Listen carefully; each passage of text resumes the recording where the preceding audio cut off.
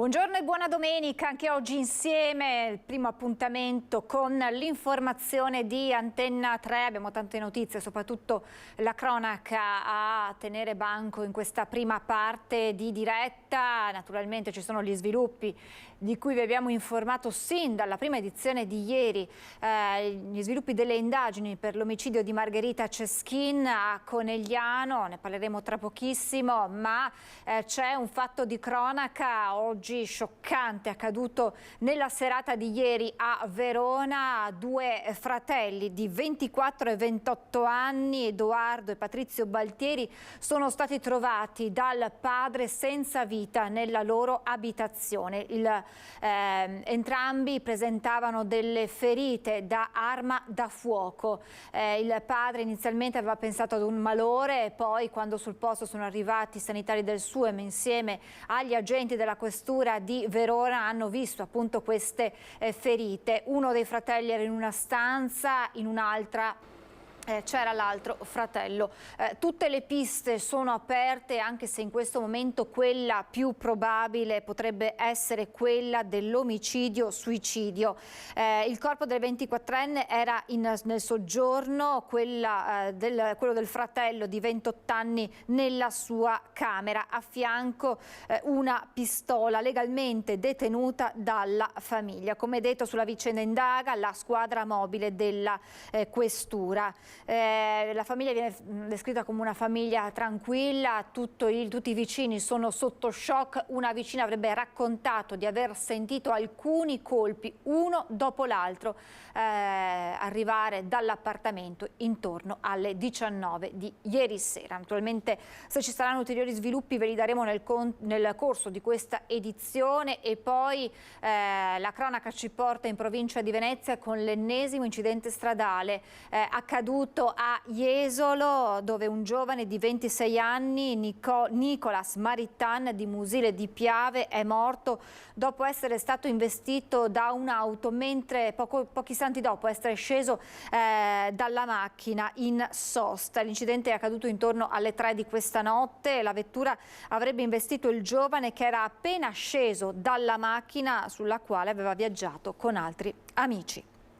E come detto, veniamo alla svolta nelle indagini per l'omicidio della 72enne Margherita Ceschin, omicidio accaduto a Conegliano lo scorso 26 giugno. I responsabili sarebbero l'ex marito della Ceschin, l'attuale nuova compagna dell'uomo e almeno altre 5 persone. Domani mattina l'interrogatorio di garanzia dei 4 arrestati davanti al GIP. I 4 dovrebbero avvalersi della facoltà di non rispondere. Probabilmente il legale di Enzo Lorenzon, l'ex marito di Margherita Ceschin, potrebbe chiedere una misura cautelare alternativa, visto l'avanzata età dell'uomo e le condizioni di salute. Ma ricostruiamo l'intensa giornata di ieri nel prossimo servizio di Lucio Zanato.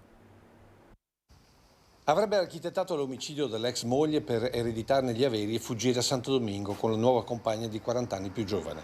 Sarebbe questo il movente su cui hanno lavorato i carabinieri di Conegliano per fare luce sulla morte della 72enne Margherita Ceschin, avvenuta in questa palazzina di Viale 28 Aprile poco meno di un mese fa. Principale indagato Enzo Lorenzon, 80 anni, che attraverso la nuova compagna 32enne di origini domenicane e 2 intermediari dallo stesso paese avrebbe assoldato 3 sicari. I 3 avrebbero dovuto simulare un malore soffocando la donna con un cuscino mentre dormiva, ma qualcosa sarebbe andato storto se il telefono della vittima è finito sotto un rubinetto per renderlo inutilizzabile. Un particolare che ha messo in moto le indagini inizialmente su un'ipotesi di rapina in casa finita male, ma il fatto che non fosse stato asportato nulla e che il cadavere, pur con un colpo al capo, fosse composto sul divano ha portato gli inquirenti a indagare anche sui rapporti familiari del 72enne. E proprio sull'ex marito e la nuova frequentazione è stato l'anello di congiunzione tra la vittima e i suoi carnefici, ripresi dalla videosorveglianza pubblica di Conegliano mentre passavano più volte in sella delle biciclette davanti al condominio di Margherita Ceschin. Poi il controllo sulle celle telefoniche attive quella sera e in quella zona avrebbe dato ulteriori riscontri che hanno portato questa notte al fermo dell'ex marito, della giovane compagna e di 3 domenicani con l'accusa di omicidio volontario con l'aggravante della premeditazione. Sgomento per il movente ma soprattutto mandante dal sindaco Fabio Chies. Senta, lei tra l'altro l'ha avuto vicino durante i funerali, non si era accorto di nulla. Ma guardi, questa è una follia, vedere persone che stanno male, che fingono e che poi te li ritrovi come mandanti di un omicidio è un qualcosa che destabilizza tutti quanti, anche noi che siamo abituati a vederne tante, ma a questo livello non eravamo mai arrivati. Oltre a ciò anche la soddisfazione per aver messo la videosorveglianza comunale a disposizione della giustizia. Abbiamo investito 150.000 euro anche quest'anno, stiamo riempiendo il territorio di telecamere perché è l'unico modo poi per accertare i delitti. Ricordo che a Conegliano tutte le rapine, anche quelle fatte alle signore anziane, sulle collanine arresto, sono stati identificati e recuperata la refurtiva. Dobbiamo spingere in questa direzione. La notizia degli arresti ha raggiunto subito i residenti del condominio di Margherita Ceschin. C'è da rimanere sconcertati. Direi tanto di sì. Cosa ne pensa di questa? Ne siamo molto contenti. Siete contenti di questa? Allora, grazie. Sì. Shock a Conegliano, ma shock anche a Ponte di Piave, dove Enzo Lorenzon risiedeva nella frazione di Negrisia, ma l'intera famiglia, Margherita compresa, aveva abitato a lungo in una villa in centro, a pochi passi dalla locanda Roma. Una famiglia chiusa, racconta qualcuno, mentre il sindaco di Ponte di Piave dice si faccia chiarezza. Abitavo dove lui c'ha la campagna, ma non credevo una cosa del genere. Non credevo proprio. Sì, non so neanche cosa dire, sono rimasto male. Ma che famiglia era? Per me era buona, ma però, visto quello che è successo, sono rimasto proprio male. C'è smarrimento a Ponte di Piave, dove Enzo, l'ex moglie Margherita Ceschin e le figlie hanno abitato per anni in questa villa a ridosso della locanda Roma, immobile di loro proprietà e attualmente chiuso. Tutti li ricordano come una famiglia riservata. Bisogna andare indietro nel tempo, che abitassero qui, un po' chiusi per sé, ha capito? Era un po' chiusi per sé. Qui aveva il locale. Ha cambiato 2 proprietari, poi l'ultimo non so perché sia andato via o per questioni di affitto o per altri motivi, non saprei dirvi il perché. Io non sapevo quasi niente, sapevo che non vivevano più assieme, però sinceramente non posso dire nient'altro perché ero troppo distante. Qui nella villa del centro di Ponte di Piave ogni tanto si vedeva ancora Enzo che faceva la spola avanti e indietro da Negrisia, dove si era trasferito da anni, tra i campi e i vigneti di famiglia, e dove poco prima dell'alba sono arrivati i carabinieri. Ho sentito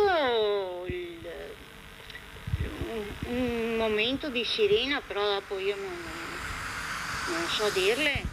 Non è chiaro se al momento dell'arresto nella cascina fosse presente anche la 32enne dominicana, collaboratrice domestica, diventata la compagna, una presenza fissa, raccontano alcuni vicini di casa, senza voler comparire, così come non vuole comparire il fratello di Enzo, Roberto, che chiede il silenzio. I rapporti tra i due comunque erano molto deteriorati. Si fa portavoce della sua comunità la sindaca Paola Roma. Intanto ringrazio le forze dell'ordine per l'importante lavoro che stanno svolgendo per portare alla luce i fatti di come si sono svolti. Sono vicina appunto alle figlie della signora Margherita, che appunto è stata una nostra compaesana, e che i nostri concittadini, sia a nome mio che a nome di tutta la cittadinanza, la ricordiamo come una persona sempre pronta, disponibile, ma soprattutto una gran lavoratrice. Che venga fatta chiarezza assolutamente in un episodio che è inaccettabile e che venga portata alla luce quello che è accaduto ad una donna che non meritava di morire in questa maniera.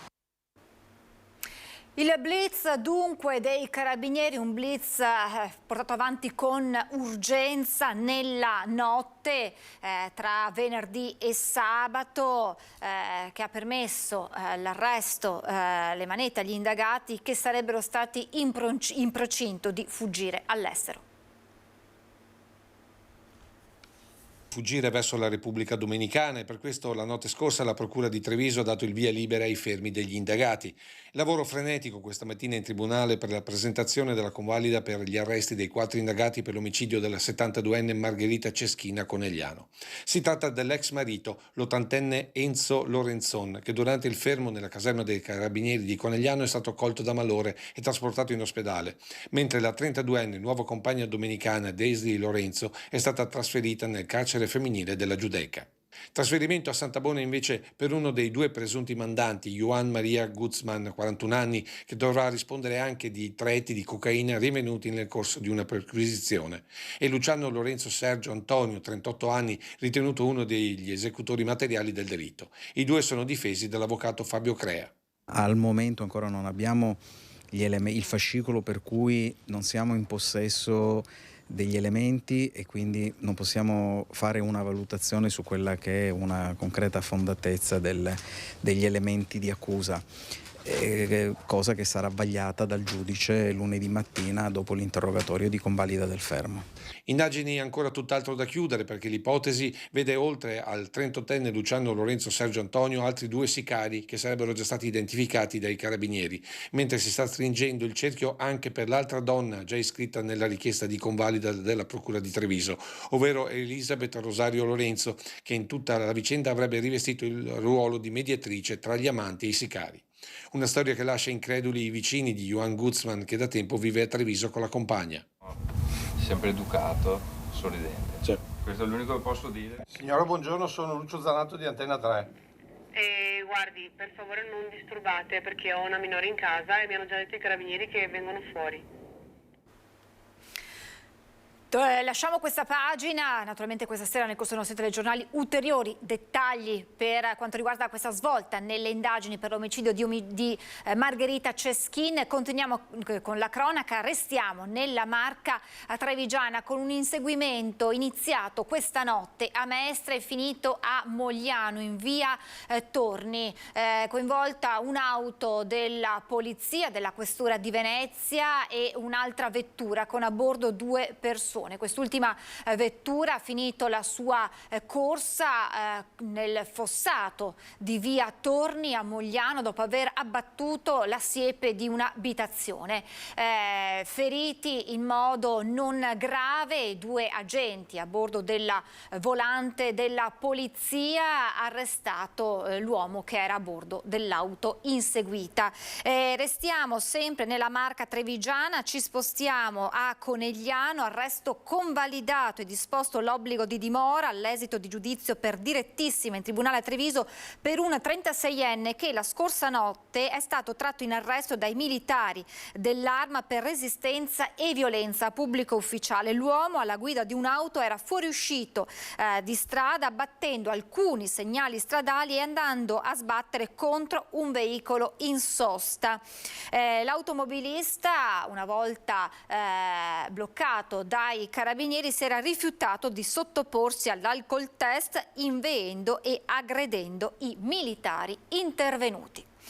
Ci spostiamo nel Vicentino, a Cartigliano per l'esattezza, una comunità sotto shock per la morte di Jacopo Venzo, 17enne, morto in sella alla sua bici dopo una caduta al Giro dell'Alta Austria. Una violenta caduta durante una discesa in montagna, l'impatto forte, la paura, la speranza e poi il dolore straziante per la morte di Jacopo Venzo, 17enne di Cartigliano, che ha perso la vita in Austria durante la prima tappa della Junioren-Rundfahrt. Ci sono momenti in cui la vita ti mette in ginocchio, improvvisamente, senza preavviso, senza chiedere permesso. A terra, distrutti dal dolore, ci sono i familiari, gli amici, i compagni, gli sportivi e l'intera comunità di Cartigliano e di Nove, dove Jacopo è cresciuto e ha pedalato fino a pochi mesi fa con la Velo Junior 9. L'annuncio è arrivato oggi, anche se la tragedia si è verificata ieri da parte della sua nuova squadra, la Campana Imballaggi Geo & Tex Trentino. Il giovane ciclista è deceduto in ospedale per le ferite riportate. I parenti la scorsa notte sono giunti a Linz. La gara a tappe è stata annullata, la squadra ritirata dalla competizione.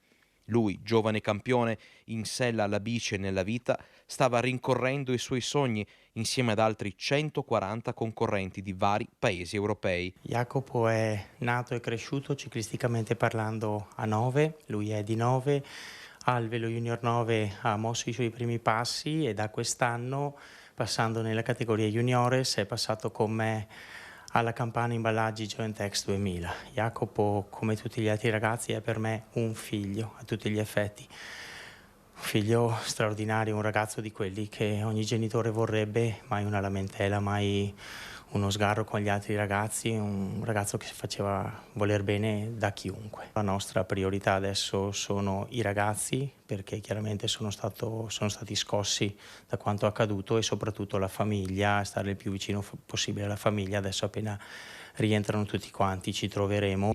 Jacopo fa parte di una famiglia numerosa, 3 fratelli e 2 sorelle, e poi c'è la grande famiglia del ciclismo, di chi gli vuole bene. Jacopo, un ragazzo di 17 anni, con un futuro tutto da scrivere nello sport e soprattutto nella vita, e per questo fa ancora più male. Tutto a Cartigliano si stringe intorno alla famiglia, agli amici e a tutti quelli che volevano bene a Jacopo in questo momento di immane dolore. Nonostante il tempestivo intervento dei soccorsi e il ricovero in ospedale, Jacopo è deceduto per le gravi ferite riportate, hanno comunicato la Federazione Ciclismo dell'Alta Austria e gli organizzatori. Il 17enne, proseguono, stava scendendo da solo ed è rovinosamente caduto in una lunga curva a sinistra. Adesso c'è solo il dolore, il cordoglio e il saluto dei suoi compagni. Abbiamo un angelo in più a proteggerci da lassù. Nuova ondata di maltempo. Ieri pomeriggio nel Veneto, duramente colpito il veneziano, alberi caduti, grandine. A Venezia è caduta un'impalcatura di Palazzo Ducale. Decine di chiamate anche oggi ai vigili del fuoco a causa di una nuova ondata di maltempo in provincia di Venezia. Forte vento, pioggia, ancora alberi caduti, una quarantina gli interventi richiesti ai vigili del fuoco, soprattutto lungo la riviera del Brenta, Mira, Mirano, Dolo, Santa Maria di Sala. Su Marghera si è abbattuta una forte grandinata, oltre che strade completamente allagate. Bloccato da un albero il passaggio che porta al centro commerciale La Nave de Vero. Colpita anche Venezia, a Malamocco i vigili del fuoco con i sommozzatori sono intervenuti per un'imbarcazione bloccata. In Rio San Boldo, invece, dopo la grandinata, l'acqua è diventata quasi arancione, probabilmente a causa del dilavamento del terreno di un campo da tennis privato poco distante. Paura anche a Punta Sabbioni, Cavallino, Treporti. La Protezione Civile sta monitorando la situazione, l'ha monitorata nei giorni scorsi e ha dato supporto ai vigili del fuoco. Adesso faremo la conta dei danni, cercheremo insomma come le procedure previste. Lunedì avremo una riunione con la Regione anche per capire insomma tutte le modalità di rimborso, visto che è stato dichiarato lo stato d'emergenza, quindi capire anche poi come muoverci. E tra chi necessita urgentemente di rimborsi sono ancora gli abitanti di Dolo, che si erano appena rialzati dal tornado del 2015 e che continuano a subire danni da mercoledì. Case, auto, ma poi c'è anche chi segnala la necessità di manutenzioni, come il parcheggio adiacente a Via Rizzo. C'è un'altra situazione che ritengo di estrema urgenza in questa zona, che mi riferisco appunto all'area del parcheggio, che come vediamo è una questione da risolvere. In questo parcheggio deve essere assolutamente asfaltato, regolamentato, perché per come l'ho vissuto ieri era veramente, come in altre situazioni, a rischio di forti lesioni, di danni ancora più gravi. Quindi anche questo parcheggio, a mio parere, come anche mi faccio portavoce anche di tutte le persone che abitano qui, è davvero urgentissimo che venga regolamentato e asfaltato. E vediamo invece com'era la situazione ieri nel Padovano dopo questa nuova grandinata accompagnata da forte vento e pioggia.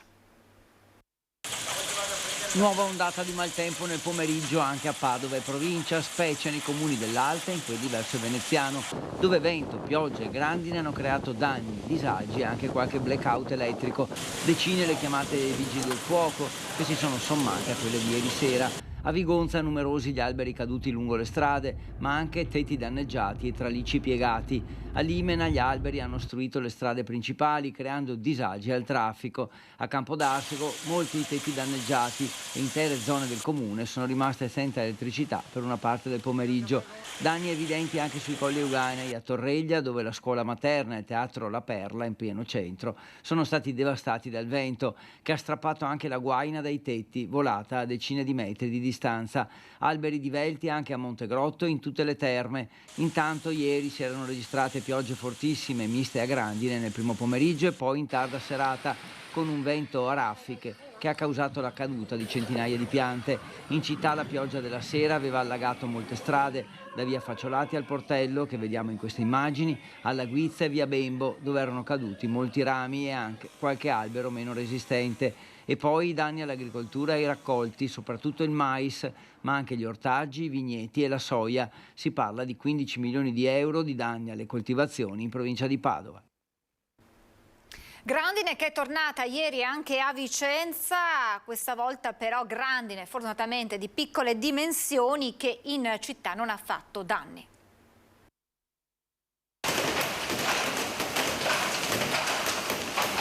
Grandine sì, ma senza danni. A Vicenza è l'1 del pomeriggio quando il cielo si scurisce in pochi minuti e poi esplode un acquazzone con tuoni e fulmini che si trasforma in grandine di piccole dimensioni. Nessun intervento dei vigili del fuoco, il telefono dei pompieri resta silenzioso e non squilla, segno che il maltempo questa volta risparmia la città. Continua l'alternanza tra sole e pioggia con violenti temporali, vere e proprie bombe d'acqua che degenerano in grandine, ma evidentemente se da una parte i vicentini si sono attrezzati per fronteggiare nel migliore dei modi questi eventi meteorologici purtroppo sempre più frequenti, dall'altra la situazione si sta mitigando. Grandine ne è caduta anche in questa occasione, ma di piccole dimensioni, senza la forza per fare danni per un weekend che era già annunciato all'insegna dell'instabilità. È un luglio, quello del 2023, che verrà ricordato a lungo in Veneto, ma l'estate è ancora lunga, sperando che sia segnata da un tempo più mite, auspicando un agosto come c'era una volta. E il maltempo aveva colpito duramente il Vicentino venerdì, nel tardo pomeriggio, in particolar modo Tezza, e noi siamo entrati nell'abitazione, in un'abitazione dove il tetto praticamente non esiste più. La cronaca di una vera e propria tragedia, una tempesta perfetta che si è abbattuta su Tezze e sul Brenta, lasciando delle cicatrici importanti, diventa il racconto anche di tante storie di persone, di cittadini in difficoltà, come la casa che stiamo visitando oggi. Lo vedete alle mie spalle, ci sono ancora i teli che coprono i mobili perché il tetto è stato completamente danneggiato. In casa ogni volta che piove scende acqua. Signora, veramente una situazione drammatica. Lei diceva che non dorme da 4 notti, vive con le bacinelle e con la speranza che qualcuno venga a risolvere il problema. Io ho chiesto semplicemente che mi vengano a mettere un telone, che tutelarci sopra il tetto. Questo ho chiesto, perché se io non avevo bisogno, se potevo andare sopra il tetto, ci andavo io e mio marito sopra. Prima si fanno quelli che non hanno la copertura della guaina prima. Signora, come sono stati questi giorni? Terribili. Guarda, io non auguro a nessuno di quale terremoto. Mi domando se penso c'è stato un terremoto qua. E allora il terremoto, quando prende fuoco una casa, ti mettono in sicurezza, giusto? Questa è uguale. A me non hanno messo in sicurezza nessuno qua. Sono tante le case che anche qui nel vicinato si trovano grosso modo nella stessa situazione. Lei ha avuto modo di parlare proprio con i vicini? Ho parlato, la situazione che ho io, qua con quelli che ho parlato, non c'è. L'acqua che ho io dentro non ce l'hanno, avevano qualche goccia, gocciolava, ma non come me. E hanno già il telone. Tanti se lo sono messo perché le casette più basse e se sono arrangiati anche tante qua. Ma mi non posso andare sopra. Si è alzato il vento e il telo è volato via praticamente perché non avevamo i sacchi di sabbia. I sacchi di sabbia erano introvabili perché abbiamo tutte le edilizie qua vicino non ne avevano. E così in molti hanno dovuto riempire sacchi con la ghiaia del sentiero di casa, con sassi o mattoni. La pioggia, arrivata in tarda mattinata, ha accentuato i problemi e aumentato la paura. La macchina dei soccorsi di Tezze è partita subito, ma le richieste sono ancora tante. Intervenire è necessario ed è soprattutto una questione di tempo, in tutti i sensi. L'Avvocatura veneziana con l'associazione Nessuno Tocchi Caino ha effettuato, siamo nel frattempo rimasti al buio ma noi andiamo avanti, non ci ferma nulla, ha effettuato una visita nel carcere di Santa Maria Maggiore a Venezia. Il sovraffollamento è un problema endemico, ma anche la scarsa applicazione delle norme che prevedono attività socializzanti, istruzione Insomma, c'è una convergenza di problemi, di inefficienze che determina questi terrificanti risultati. Per questo, alla luce dei 3 suicidi avvenuti in pochi mesi a Santa Maria Maggiore, il carcere lagunare ha finito sotto osservazione. L'avvocatura veneziana con la Camera Penale e i membri dell'associazione Nessuno Tocchi Caino hanno effettuato una visita nel carcere e organizzato un successivo convegno per continuare l'opera di sensibilizzazione su una situazione giunta ormai al collasso.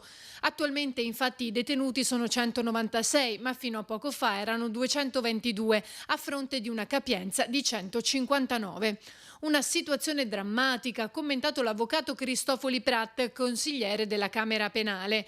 In alcune celle, continua, ci sono letti a castello a 3 posti, dove l'ultimo tocca quasi il soffitto, senza contare, spiega ancora, i 18 casi di detenuti con patologie psichiatriche conclamate e 190 su 196 che necessitano di un supporto psicologico. L'obiettivo a cui deve puntare la società è il recupero. È chiaro che la rieducazione del condannato non può che passare per un rafforzamento importante della socialità, dell'istruzione, delle attività all'interno del carcere, quindi del recupero vero del condannato, che serve dunque nella duplice prospettiva di fargli vivere una condizione meno, mi perdoni, infernale della detenzione e nella prospettiva poi di un recupero nel momento in cui avrà scontato la propria pena. Circa un mese fa era stato proposto un protocollo, già in essere a Padova ad esempio, per migliorare le condizioni nel carcere, ma risposte non ne sono ancora arrivate. Ribadiamo la necessità, ha detto ancora l'avvocato Cristofoli Pratt, di applicarlo lavorando uniti. Nella speranza di poter riaccendere per magia le luci e di poterci vedere meglio, andiamo in pubblicità tra poco.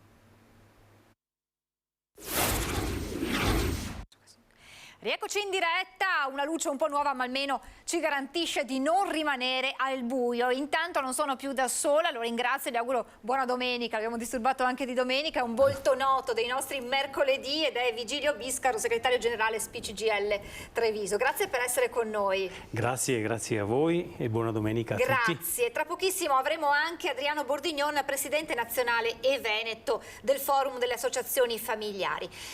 Oggi è la giornata mondiale degli anziani e dei nonni, una giornata che ha voluto e si festeggia per il terzo anno da Papa Francesco per rilevare il ruolo che hanno gli anziani. Tra l'altro poi lo sentiremo anche dal presidente Bordignon, in una società sempre più anziana, dove la natalità purtroppo, e questo è proprio un punto sul quale l'associazione del Forum delle Famiglie punta molto, la natalità è sempre più bassa e gli anziani, Biscaro, hanno un ruolo fondamentale all'interno delle famiglie, ma hanno anche delle difficoltà sempre maggiori legate alle pensioni, nonostante adesso ad agosto ci sarà il conguaglio IRPEF, per cui ci sarà qualcosina in più, ma non sufficiente. Sappiamo, insomma, poi lei ce lo racconterà, della situazione in cui alcuni pensionati sono costretti a vivere. Sì, certo. Io sono abituato anche a portarmi dietro dei numeri in modo tale che tutti sappiano, a parte che la conoscenza ormai è abbastanza diffusa, di come siamo messi. Non in Italia, parliamo di Treviso. Treviso in 10 anni, chiedo scusa, il 19% di over 65 è aumentato. Vuol dire che 10 anni fa c'erano il 20% in meno di ultra 65 anni. E questi sono gli anziani per i quali urge un ragionamento non solo fra le parti sociali, ma un ragionamento più generale, e perciò a partire dal governo centrale, per poi scendere nelle situazioni regionali e nelle situazioni provinciali.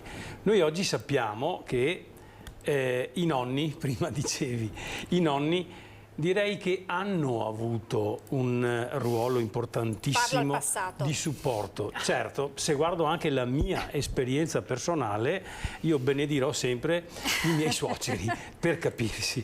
Perché? Perché sul serio 30 anni fa hanno avuto questo impegno che magari per qualcuno, credo quasi per tutti, sia stato anche una gioia, insomma, veder crescere dei nipotini.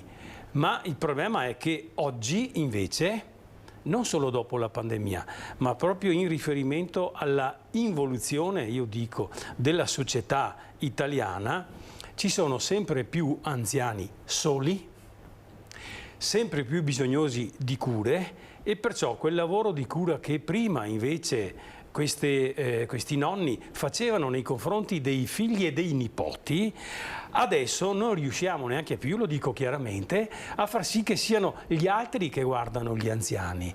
Il problema perciò è diventato un problema sociale, e perciò oggi in questa giornata io vorrei spezzare una lancia nei confronti della società civile. Ricordiamoci che queste generazioni hanno dato una mano affinché la società crescesse dal punto di vista economico. È bene che questa società dia una mano a questa fetta di persone anziane, perché oggi come oggi hanno proprio bisogno di questo. E mi fermerei qui con un accento. Io mi ricordo che nel 2020, nel 2021, con il lavoro che facciamo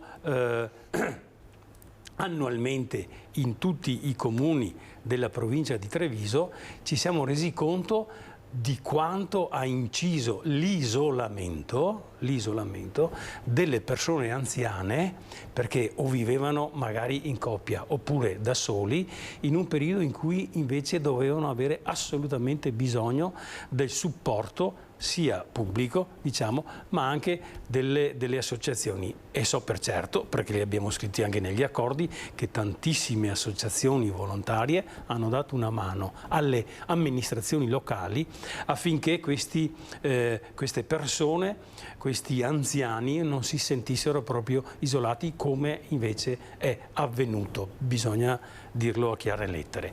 Perciò viva i nonni da questo punto di vista. Io non lo sono, perché le mie figlie non hanno ancora deciso di fare questo salto qua, e io aspetto molto volentieri questo passaggio gioia. per me insomma, e per mia moglie. Però è vero, gli anziani oggi non sono gli anziani di una volta, anche perché la struttura familiare ha finito. La struttura familiare si è molto atomizzata, e perciò non ci sono più famiglie all'interno delle quali ci sono 2 o 3 capifamiglia, magari con i nonni, e tutti si danno una mano. Adesso siamo atomi. Siamo atomi. Buongiorno ad Adriano Bordignone, presidente nazionale veneto del Forum delle Associazioni Familiari. È una analisi con un pizzico di amarezza questa che ha fatto Vigilio Biscaro, che ci ha dato dei dati iniziali, presidente Bordignone, sugli anziani. Allora io le chiedo dei dati invece sui bambini, sulla denatalità, con un dato abbastanza forte che voi avete indicato dopo la presentazione del rapporto dei dati Istat su quella che potrebbe essere la fotografia della popolazione in Veneto nei prossimi anni. Buongiorno a tutti. Intanto inizio con un ringraziamento a Vigilio Biscaro per il suo intervento, sia nei contenuti, sia nei modi, sia nell'emozione e partecipazione che ha messo.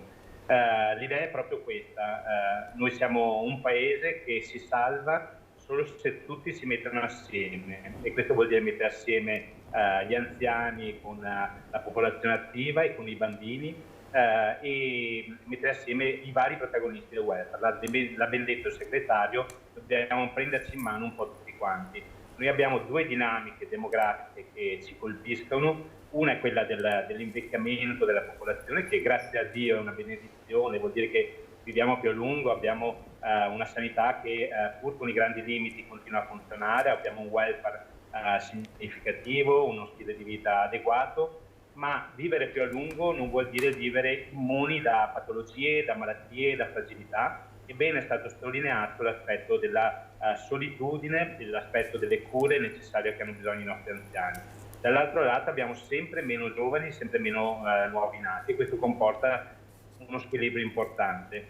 Oggi, in queste settimane estive, troviamo l'emergere evidente e plastico di una grande alleanza tra le vecchie generazioni e quelle più giovani, nello spazio in cui i servizi pubblici e statali vengono meno, perché non c'è più la scuola, i centri estivi non sono sempre facilmente accessibili e sempre fruibili. Ci sono grandi occasioni di condivisione di tempo, di spazi tra i nonni e i più piccini, e sono occasioni di welfare, perché in buona sostanza si aiutano i genitori ad andare al lavoro, ma grandi occasioni di relazioni, di trasmissione di valori, di tradizioni. Lo dico anche in via, proprio per esperienza personale, in questi giorni i nonni dei nostri ragazzi hanno fatto la salsa di pomodoro, i nostri figli l'hanno fatta assieme. E quindi una condivisione di tempo, come si coltiva un pomodoro, come si lava, come si fa una salsa, e poi appunto parlare assieme con tempi un po' diluiti in una società che corre troppo forte a volte.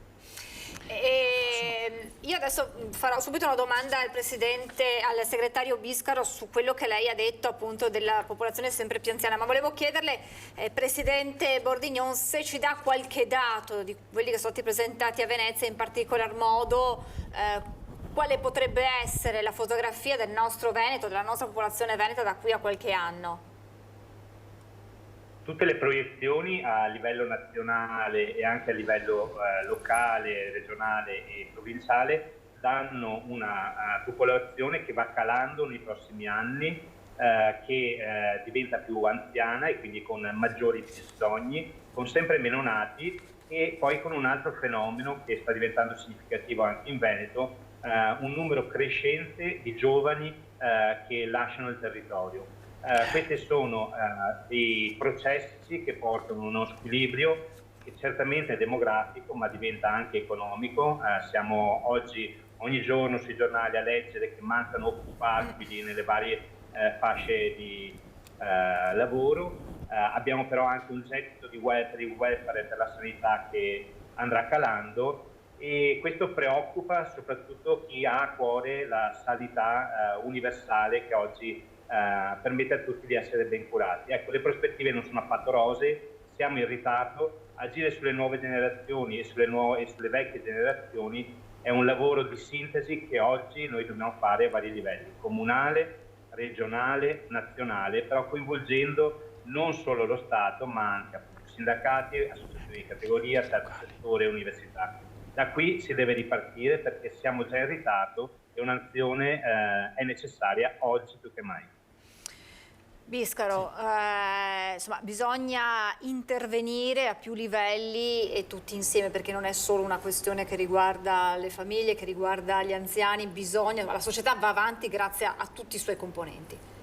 Assolutamente vero, ed è proprio per questo che io mi immagino da oggi, ma sarebbe stato meglio da ieri, un intervento condiviso di tutti gli attori, chiamiamoli così, di tutti gli attori pubblici ma anche privati. E ringrazio Bordignon del lavoro egregio che sta facendo. Tra l'altro io lo conosco da anni perché con l'ente bilaterale del turismo e del commercio a Treviso abbiamo fatto delle grandi cose.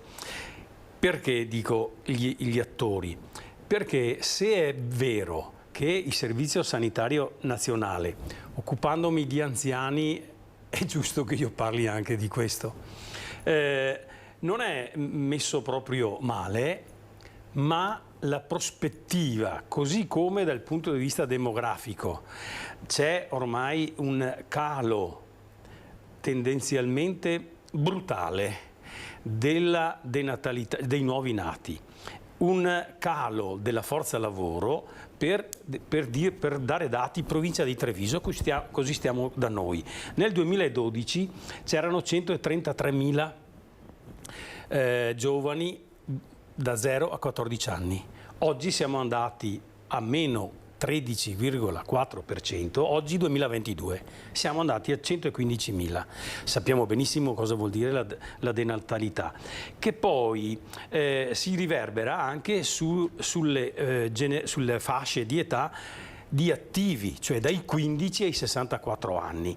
E qui abbiamo avuto un calo, per fortuna nostro, minore, perché siamo stati aiutati anche dalla migrazione, bisogna dirlo, perché è una ricchezza, non è assolutamente una palla ai piedi, non so come dirlo in altre parole, ma è così, perché siamo passati da 572.500 a 550.000.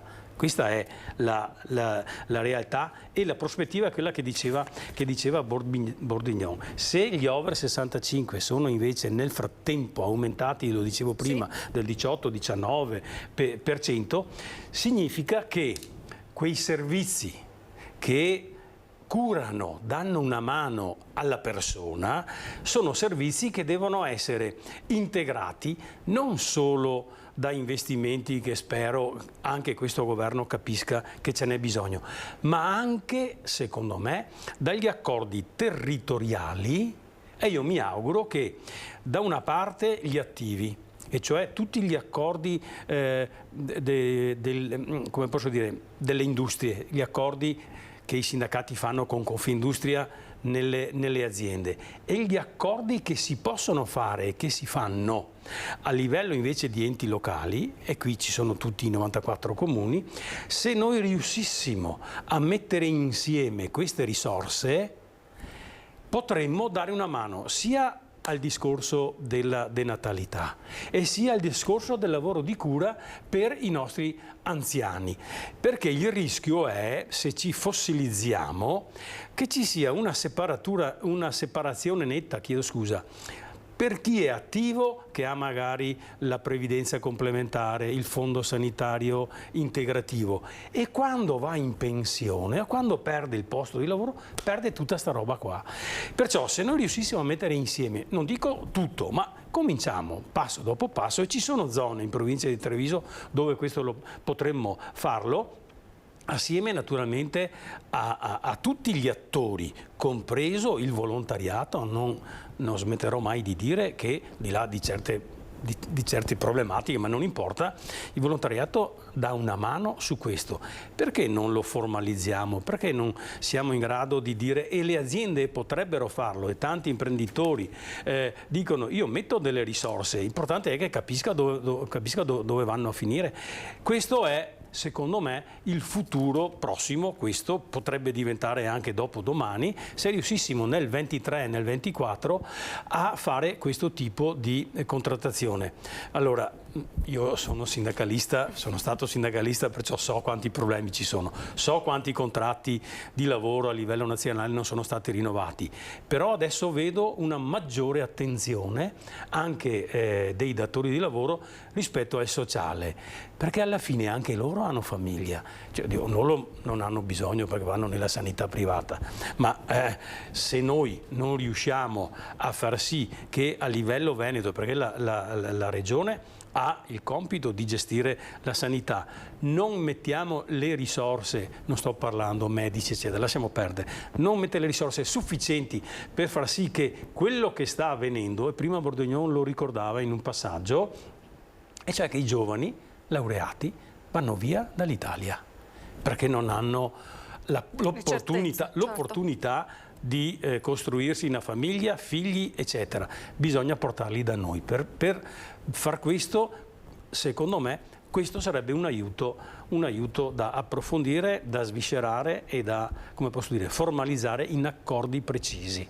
Presidente Bourdignon, voi come Forum delle Famiglie da tempo, da anni che portate avanti questa, tra virgolette, battaglia perché vi siano delle misure partendo a livello regionale per poi traslarle naturalmente a livello nazionale che vadano incontro alle necessità delle famiglie perché si inverta questa tendenza e quindi la curva della natalità inizi finalmente a salire.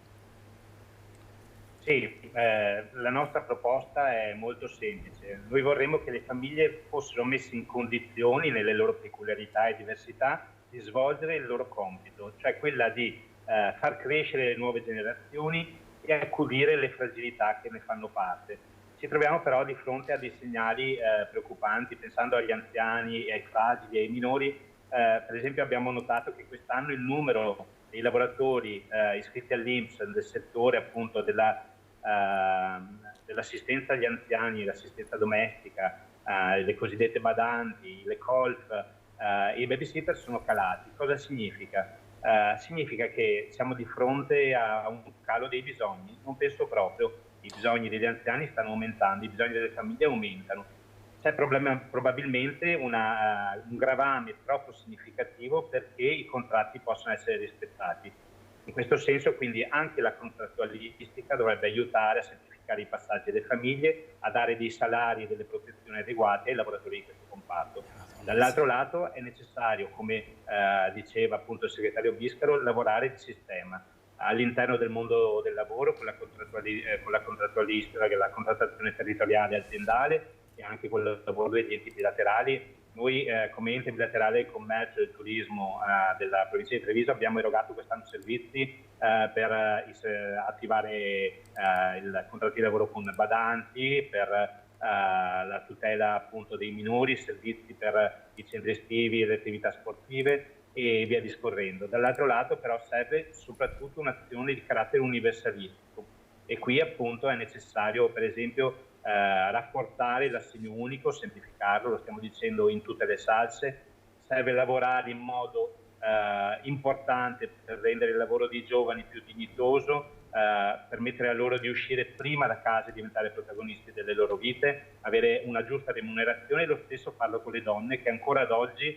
scontano rispetto alle donne di altri paesi uno spread di occupazione, di qualità dell'occupazione estremamente significativo. E poi una questione legata al tema della casa e la nostra richiesta a livello territoriale è che vi sia una parte del patrimonio pubblico che venga riservato non solo alle famiglie, alle persone in difficoltà economica, ma anche alle giovani famiglie che si avviano per un percorso di autonomia.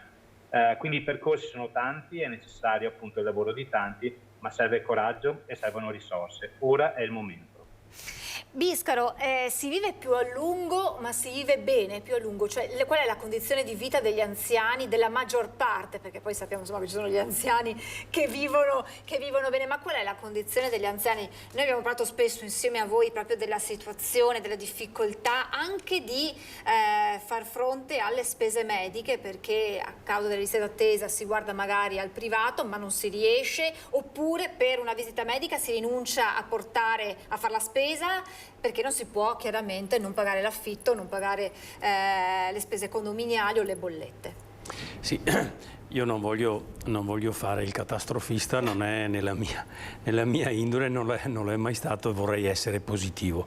Però questi problemi ci sono, ma da 1 anno e mezzo negli incontri che facciamo territorialmente e a livello comunale con i nostri anziani vediamo sì il problema della difficoltà di curarsi per varie problematiche, magari dopo dirò qualcosa sulle liste di attesa, però abbiamo anche riscontrato il fatto che con il lavoro di una vita abbastanza anziani, riescono, se non trovano soddisfazione nel servizio sanitario, a rivolgersi alla sanità privata. E questo è un bene se fosse sussidiarietà, è male se invece non riesco a sfondare, insomma, ad avere cure del sistema sanitario nazionale e vado di là.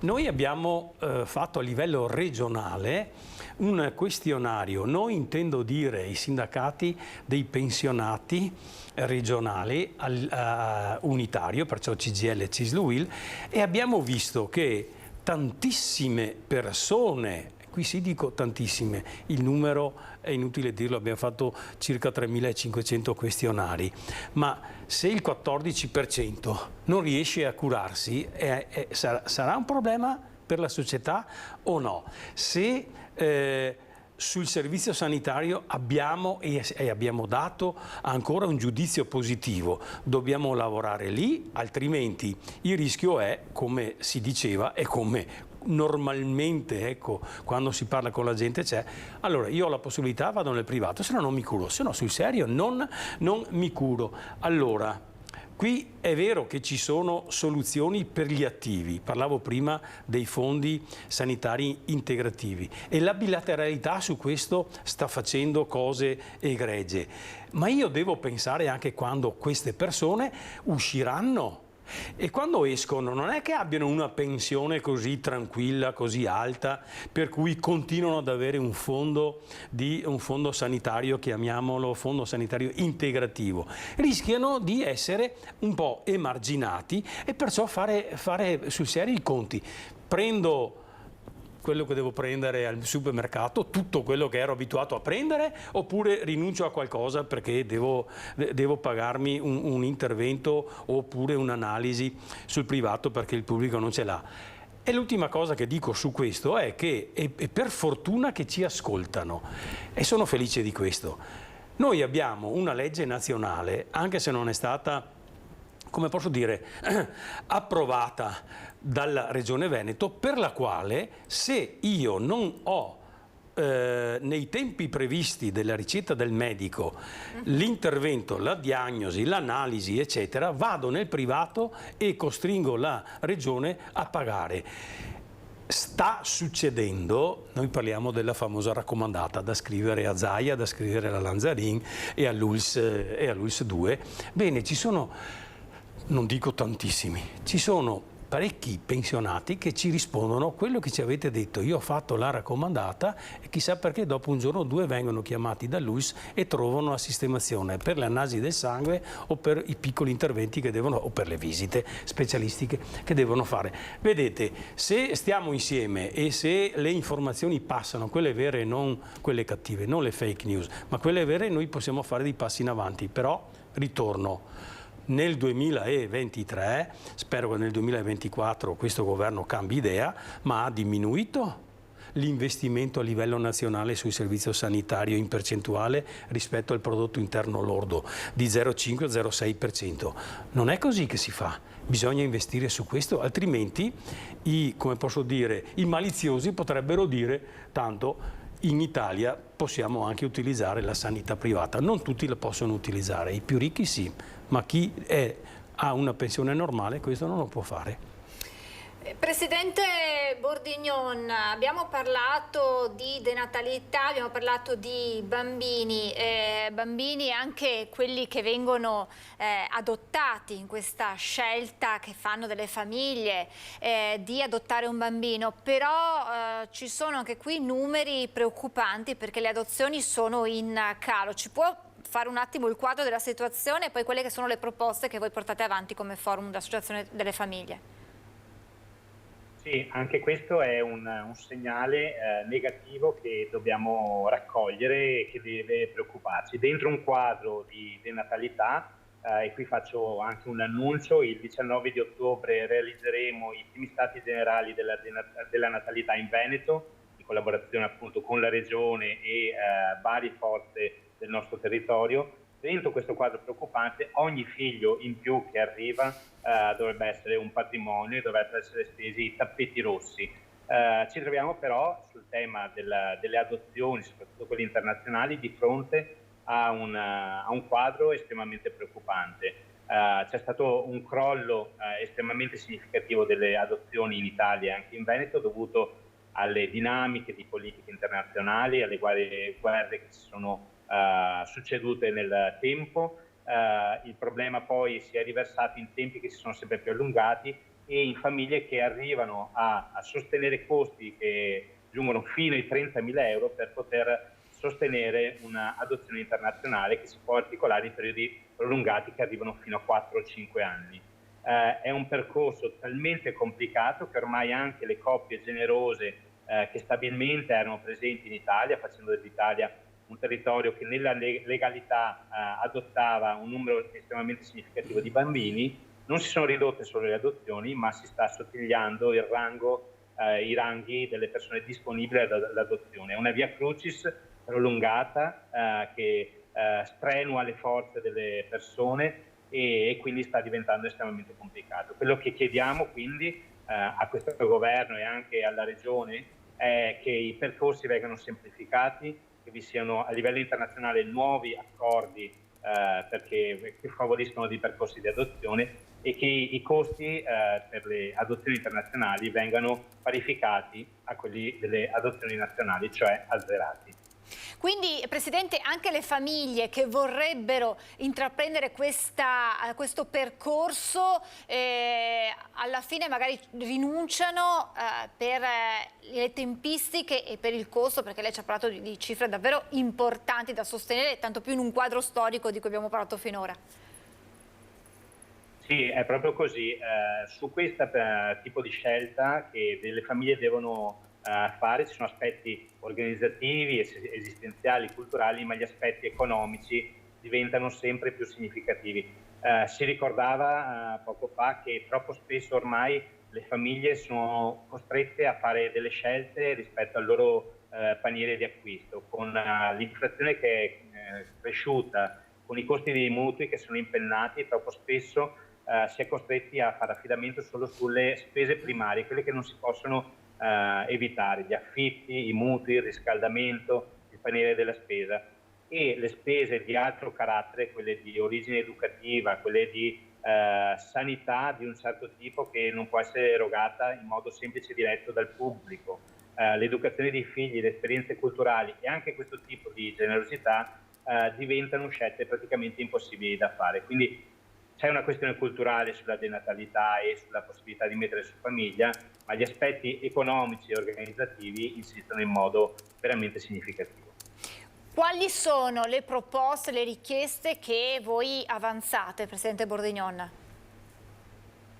C'è una moltitudine di proposte e di richieste, perché la famiglia, come sappiamo, non è un settore, non è una cosa che si può risolvere con un unico intervento. La famiglia è una dimensione della vita dove si interfacciano e si relazionano generi, generazioni, stirpi e che vive in costante rapporto osmotico con la società. Quindi si parli di lavoro, si parli di viabilità, di risorse energetiche, di carrello della spesa, di educazione, di cura dei fragili, tutto cade sulla famiglia. E questo è un bene, perché la famiglia è il petrolio di questo nostro paese privo di risorse naturali. Però bisogna metterla nelle condizioni di farlo. Allora cosa serve? A livello locale serve una conversione degli amministratori locali che non vedono più la famiglia solo come luogo dei problemi. Molto spesso accade perché ai servizi sociali arrivano segnalazioni delle famiglie problematiche, ma nessuno segnala che c'è una resilienza, una antifragilità delle famiglie che di fronte alle complessità trovano una solidarietà interna, una solidarietà tra vicini, trovano la cura dei fragili, e dentro la quale poi si inserisce questa giornata mondiale voluta dal Papa, che dice gli anziani non sono solo un problema, ma sono un grande patrimonio per le famiglie e la comunità e vanno curati come tali.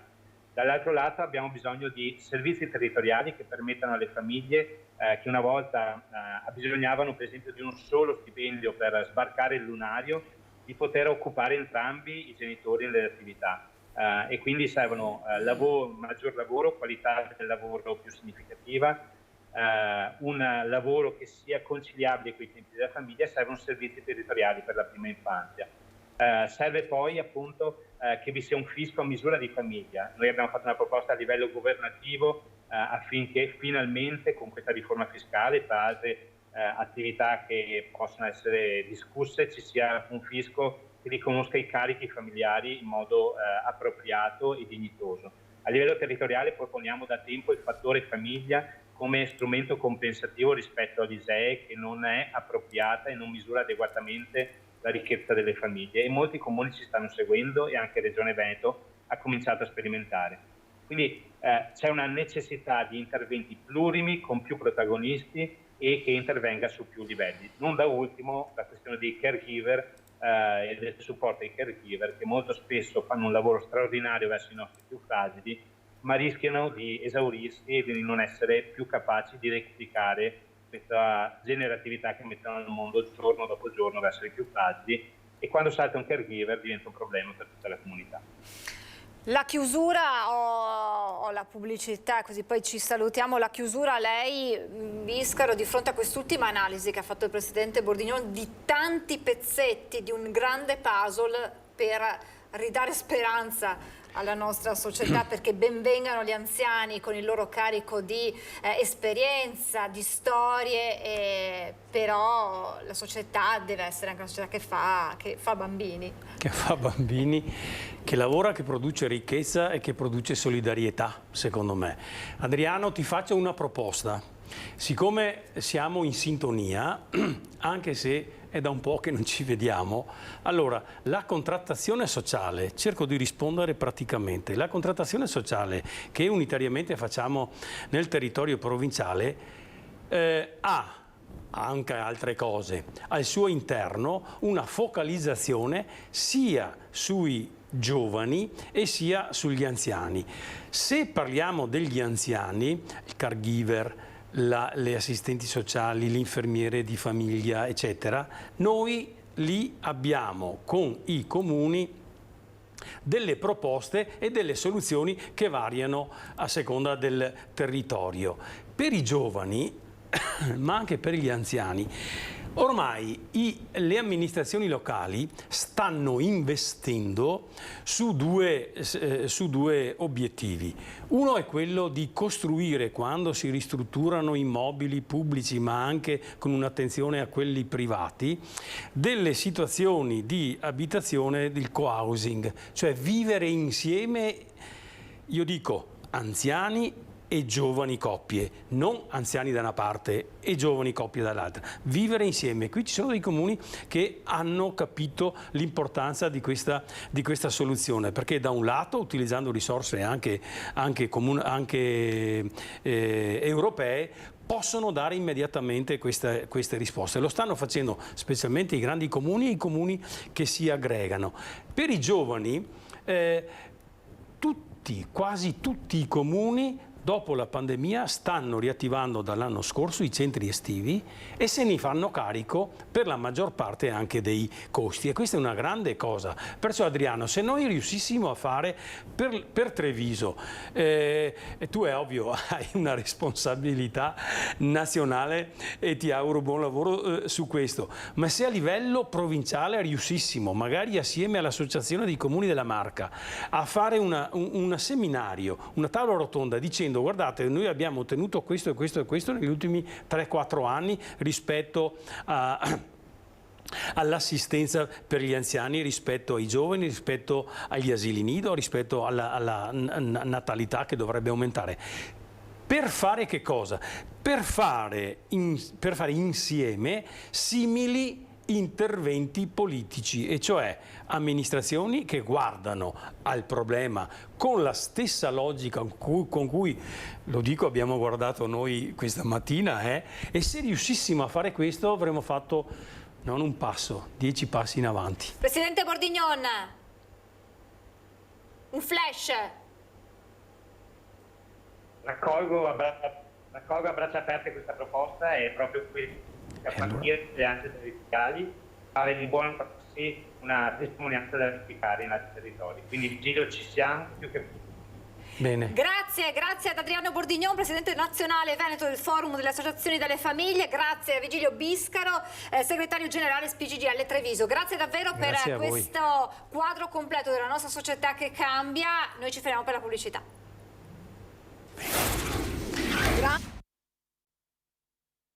€1 e qualche spicciolo al giorno non è assolutamente la risposta alla situazione di difficoltà di queste famiglie, di questi cittadini che chiaramente hanno bisogno di tutt'altro. I cittadini a cui fa riferimento Mauro Visentin sono i 10.075 trevigiani beneficiari della Social Card, che a fine luglio sarà consegnata ai residenti più bisognosi di supporto economico.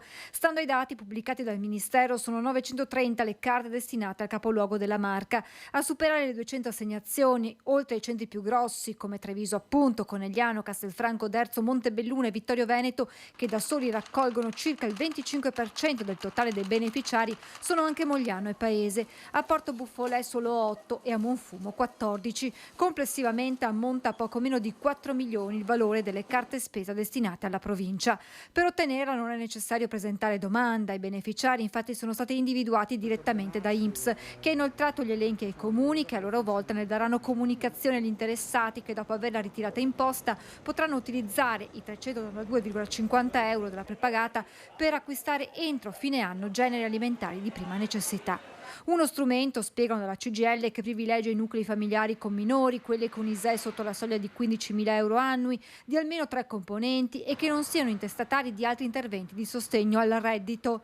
Sembra che il governo abbia una visione distorta della realtà, dice Visentin, concepisce la composizione della nostra società come fosse ancora quella degli anni 50 del secolo scorso. Non è più quella di 50 anni fa con mamma, papà e figlio o figli, è una struttura diversa che ha necessità diverse. Questa pioggerella di aiuti mal distribuita, continua Visentin, non porterà che qualche piccolo sollievo a pochi, ma con l'effetto di drenare risorse necessarie a dare benzina a quelle che dovrebbero essere politiche sociali ed economiche di crescita strategica e di visione. La soluzione sia puntare innanzitutto in uno strumento che sia chiaramente portato a struttura e pertanto non una tantum, e che dia delle risposte anche di prospettiva, risposte sotto l'aspetto del reddito, ma anche della casa, ma anche del lavoro.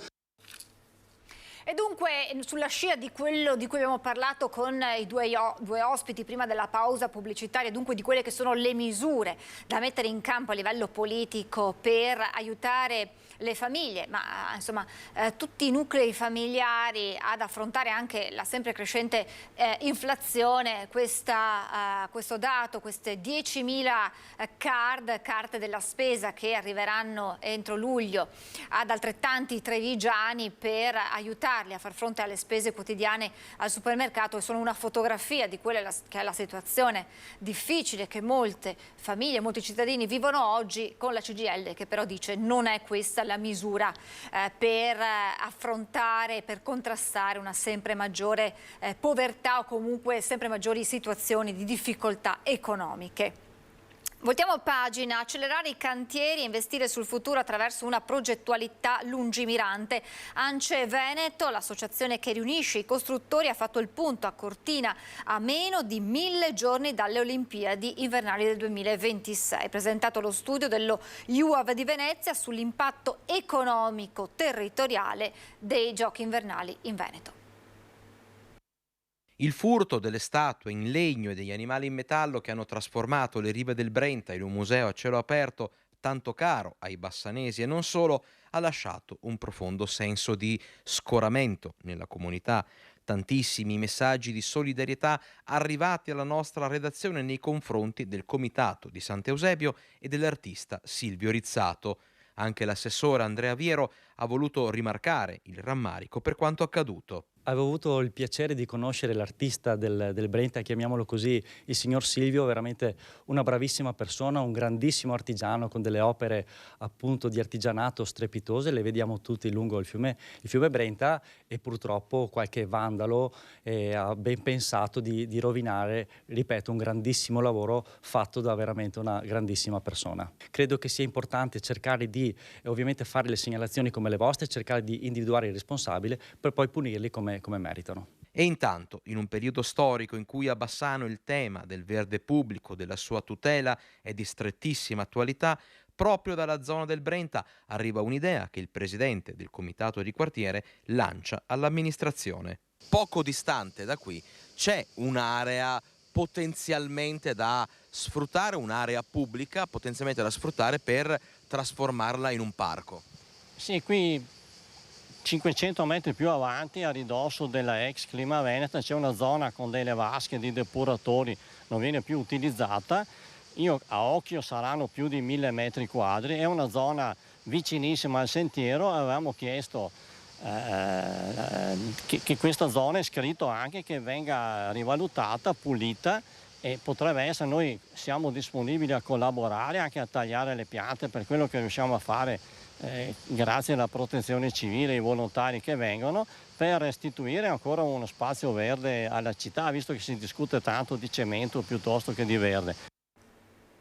Come avrete capito, questo servizio era relativo ai furti di statue lungo le rive della Brenta, un furto che indigna, lo avete sentito, i cittadini. Ma allora adesso invece vediamo il punto fatto a Cortina da ANCE in vista delle Olimpiadi invernali. Mai come questa volta l'impostazione che è stata data dal punto di vista regolamentare è quella di fare dei giochi che creino uno sviluppo durevole nei territori in cui le Olimpiadi sono accolte. Infrastrutturare bene e rigenerare edilizia per scopi residenziali e non solo turistici, con strutture utilizzabili già all'indomani della fine dell'evento. Sulla carta c'è tutto, ma ora deve essere tradotto in realtà, rileva lo studio commissionato da ANCE Veneto, presentato a Cortina a meno di 1000 giorni dalle Olimpiadi e Paralimpiadi invernali 2026.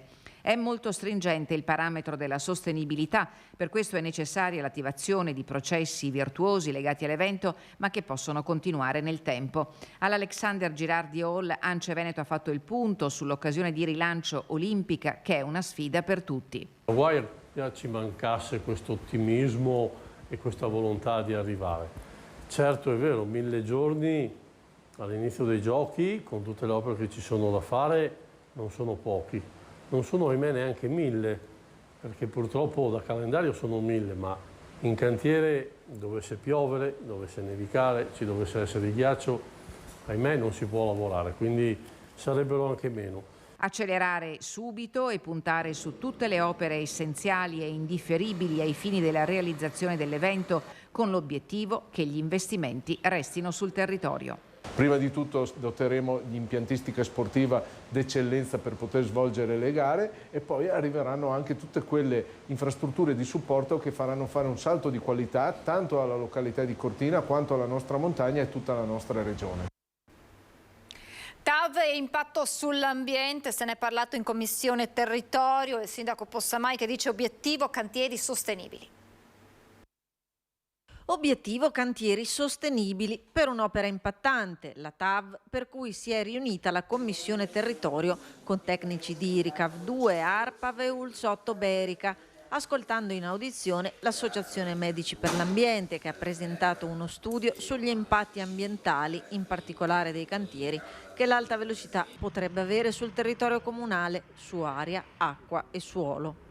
L'obiettivo è che l'opera, che sarà sicuramente molto impattante e che porterà sicuramente anche tante difficoltà alla città, sia però il più sostenibile possibile, quindi per esempio che sia ridotto il consumo di acqua, che siano ridotti i passaggi dei camion in città. Ecco, per far questo serve da subito attrezzarsi e la commissione di oggi parte con questo percorso. Opera che prevede un piano di monitoraggio e controllo. Abbiamo dedicato una commissione agli impatti ambientali, quindi con tutte le istituzioni coinvolte per capire come minimizzare gli impatti. Noi abbiamo chiesto ad IRICAV e ad RFI di applicare il protocollo Envision, che è un protocollo che assicura la sostenibilità ambientale dell'opera, che diminuisce l'impatto sull'acqua, sull'ambiente.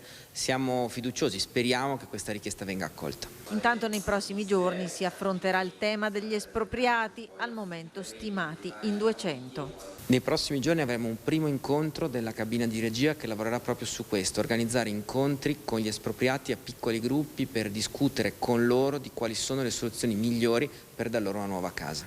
Abbiamo chiesto di non inviare le lettere fino al momento in cui non avremo avuto un confronto diretto con gli espropriati per preparare bene il terreno e per ragionare anche sul fatto che le tempistiche siano adeguate, cioè che immediatamente abbiano la possibilità di accedere a una nuova casa. Challenger, il film di Luca Guadagnino precedentemente annunciato come film d'apertura, non parteciperà alla Mostra del Cinema di Venezia in seguito alle decisioni prese dalla produzione.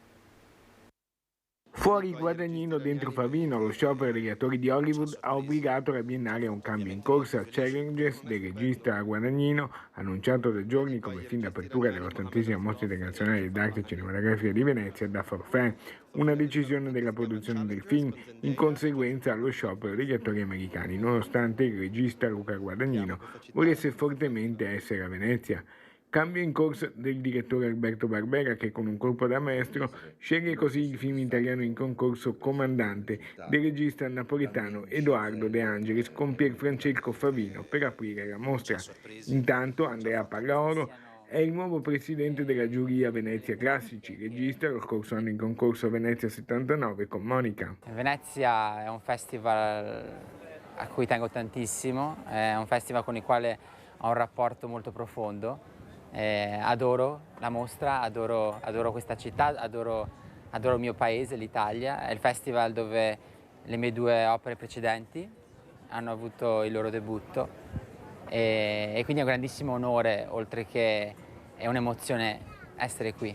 Così raccontava lo scorso anno il suo film. 15 minuti di applausi, Grazie. Se li aspettava? È stata un'emozione incredibile, assolutamente inaspettata. Come è nata l'idea di questo film?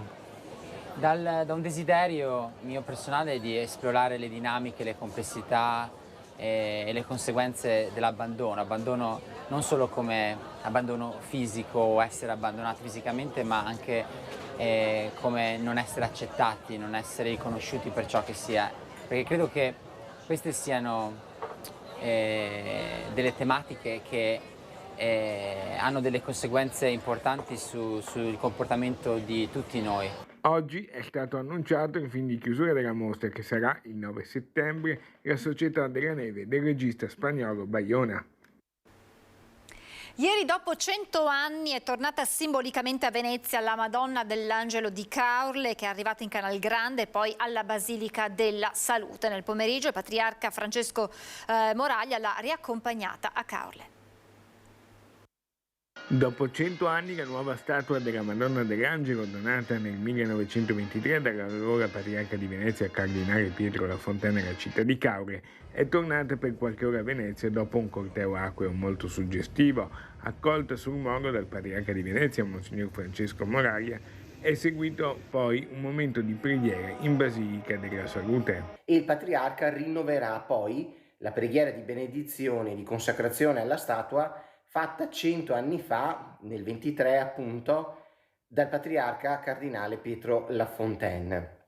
Il patriarca La Fontaine aveva donato questa nuova statua ai Caorlotti, i quali avevano subito un furto sacrilego. Era stata danneggiata e incendiata la chiesa della Madonnina dell'Angelo perché alcuni ladri avevano cercato di rubare i gioielli della statua e così facendo accidentalmente avevano dato fuoco alla chiesa. La statua è stata accompagnata nel suo percorso dall'arciprete del Duomo di Caorle, Monsignor Danilo Barrese, fino alla Basilica della Salute. Nel pomeriggio il ritorno in Duomo a Caorle con la messa presieduta dal patriarca Francesco, sia questa sera che domani mattina alle ore 9. Si rinnova dunque questo legame, questo vincolo spirituale tra il santuario più importante, il santuario mariano più importante del Patriarcato di Venezia, che è appunto il santuario della Madonna della Salute, e questo santuario locale al quale i Caorlotti sono molto legati, sono profondamente legati per ragioni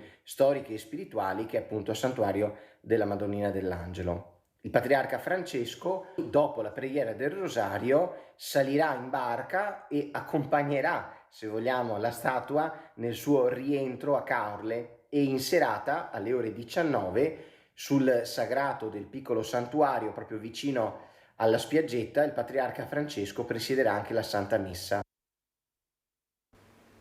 Ci spostiamo nel Trevigiano fino a domani a Sant'Andrea di Barbarana, frazione di San Biagio di Callalta. Torna l'autoraccolta dei fiori per sostenere i progetti dell'AIL dopo il furto dello scorso aprile, quando venne rubato il ricavato della manifestazione.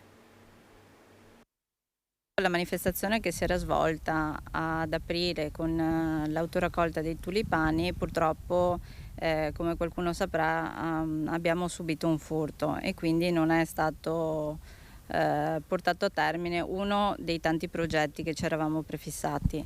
Riproviamo con la raccolta dei girasoli, con l'autoraccolta, sperando che questa volta vada tutto bene. Da sabato fino a lunedì torna l'autoraccolta dei fiori all'azienda agricola Villarosa Sant'Andrea di Barbarana. Chi vorrà potrà raccogliere dei meravigliosi girasoli da portare a casa, aiutando contemporaneamente l'AIL, visto che parte del ricavato sarà devoluto all'Associazione Italiana contro le leucemie. Lo scorso aprile l'incasso della manifestazione, che aveva come protagonisti i tulipani, venne interamente rubato dall'auto del titolare, un episodio che aveva suscitato indignazione, visto che quanto raccolto sarebbe stato devoluto proprio all'AIL in memoria di Michela Coletto, scomparsa 3 anni fa proprio a causa di questa malattia. Era stato il presidente del Veneto Zaia a dare notizia sui social, dove oggi è tornato a ricordare l'appuntamento, sempre a scopo benefico. E speriamo di finanziare un altro progetto, come è stato fatto con la realizzazione di una classe all'aperto per un bambino malato di leucemia. DJ set, giochi e cinema all'aperto per i bambini, oltre allo spettacolo dei girasoli, attendono i cittadini. Ci trovate qua dalle ore 18, domenica sempre dalle 18 e lunedì 24 per giornata speciale per i bambini a partire dalle ore 20. Adesso dovremmo essere in grado di collegarci con il nostro Lucio Zanato che si trova in Alpago, circondato da un gregge di pecore, perché è una giornata speciale, particolare, una tradizione, quella di oggi, in una estate che fa i conti con il turismo ma anche con l'allarme lupi. Buongiorno Lucio.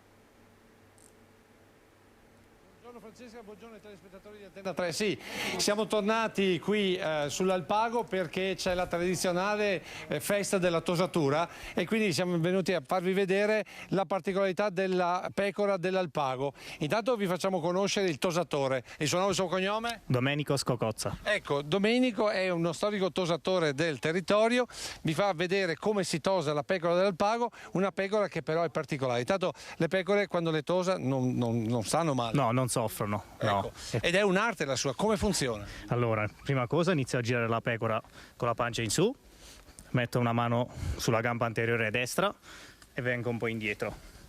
Poi porto la gamba dietro la mia gamba, iniziamo a tosare prima la pancia, poi l'interno gamba, prima coscia posteriore e poi girandomi pian piano con una tecnica, sempre non facendo soffrire l'animale, proseguo. Ecco, è un'arte, va detto, perché lui è un tosatore che fa tutto il nord-est e poi anche la Svizzera, vero? Sì. Ecco, che particolarità ha la lana della pecora dell'Alpago? È una rispetto ad esempio a quella, cos'è? Bergamasca biellese. Ecco, che viene usata ad esempio per fare i materassi. Sì. Questa che particolarità ha la lana? È una lana molto pregiata perché è molto fine e si riesce a fare un ottimo filato, ha dei micron veramente ottimi. Ecco, questo per dirti Francesca che con questa lana, ad esempio questa è una lana che non pizzica, pochi lo sanno, però noi siamo venuti qui per raccontare sia la tosatura della pecora alpagota, ma per parlare anche di lupi.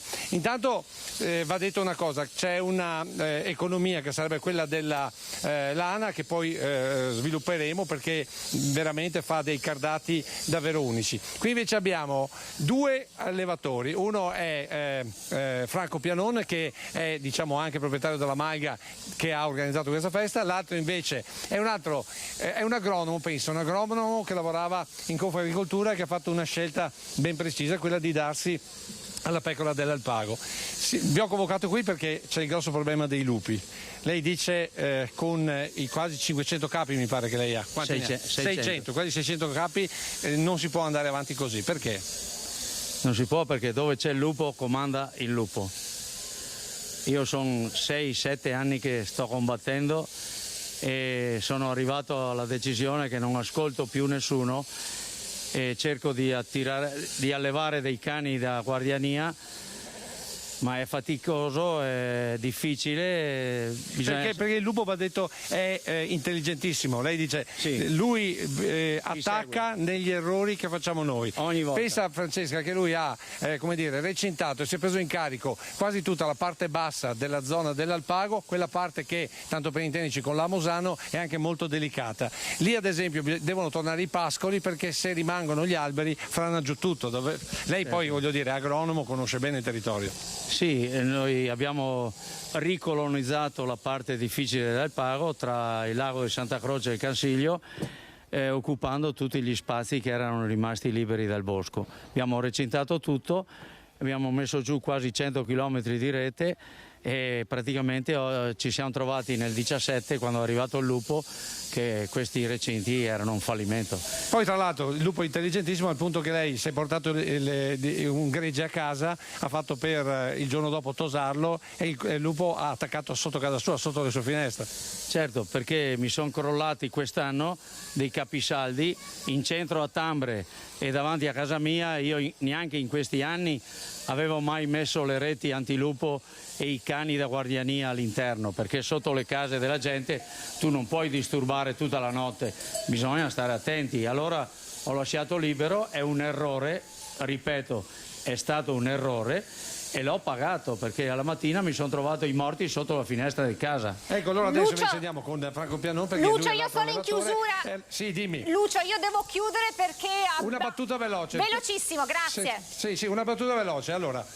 Allora, giusto per capire, che futuro può esserci qui se non si provvede con i lupi? Sarà sicuramente l'estinzione completa delle pecore, dal mio punto di vista. Mi auguro di no, però se non prendiamo provvedimenti sicuramente sarà questo, ma non tra molto. Io penso già 1 anno o 2 cambia tutto. Grazie, un'ultimissima battuta con il sindaco. Sindaco, voi qui se non avete gli agricoltori e gli allevatori crolla giù tutto. Beh, certamente, perché abbiamo gli allevatori che da secoli custodiscono il territorio.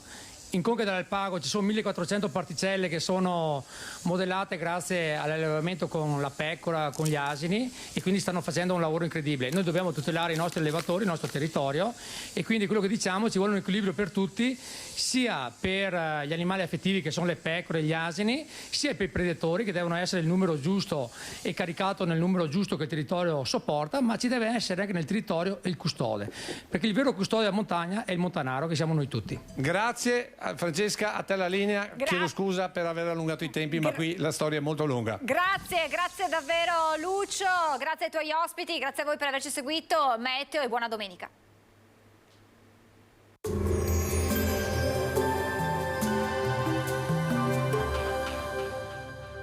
Di Dominio SRL offre a imprese e privati consulenze nel recupero immobili pignorati, risanamento dei debiti e riorganizzazione aziendale. Chiamaci per un appuntamento gratuito. Bentrovati al meteo. L'anticiclone torna a rinforzarsi, tempo più stabile e caldo in intensificazione. Il dettaglio di domenica 23 luglio.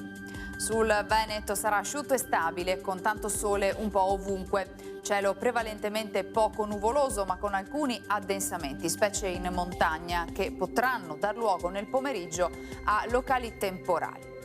Temperature in aumento, minime tra 14 e 22 gradi, massime tra 28 e 33 all'incirca. Spostiamoci ora sul Friuli Venezia Giulia. Anche in questo caso sarà soleggiato, con cielo in prevalenza sereno su pianura e costa, poco nuvoloso invece sulla zona montana. Temperature minime tra 16 e 22 gradi, massime intorno ai 30-31 gradi all'incirca. Infine diamo uno sguardo, come di consueto, alla situazione del Trentino Alto Adige, dove dominerà il sole, ma nel pomeriggio non si escludono, come ci mostra la grafica, degli isolati temporali di calore. Temperature minime intorno ai 16-18 gradi, massime sui 31 gradi. Dal meteo di Antena 3 per ora è tutto, grazie per l'attenzione, arrivederci.